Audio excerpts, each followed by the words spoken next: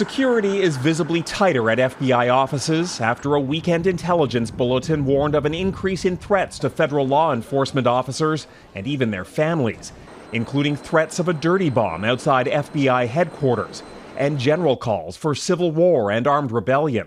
As soon as the news broke about the FBI search of Mar-a-Lago, there was a tidal wave of anger and animus that came from radical supporters of President Trump. Donald Trump's possession of top-secret documents has led the Justice Department to probe possible violations of the Espionage Act and obstruction of justice.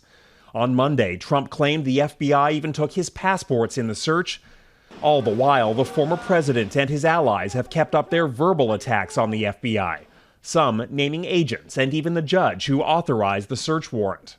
The FBI has been acting like a bunch of thugs. I don't know if they're direct or they're just doing it on their own. Who is to say in this kind of case that some of the documents supposedly seized were not planted there to begin with? Over the weekend, Trump supporters rallied outside local FBI offices. The FBI has been specifically targeting conservatives in this country.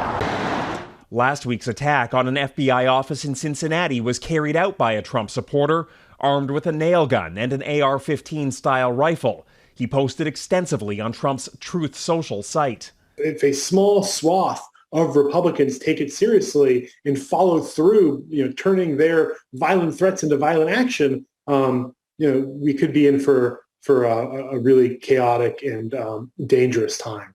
Trump told Fox News he's willing to help bring down the temperature because of what he called tremendous anger in the country, yet there's little sign of what steps he might take to make that happen, at a time when multiple investigations could deliver serious consequences. What makes the current threats so difficult to confront is that they're not concentrated around a single date or event like we saw with January 6th, but each day closer to November's midterms and each new revelation in the Trump investigations seems to heighten the risks.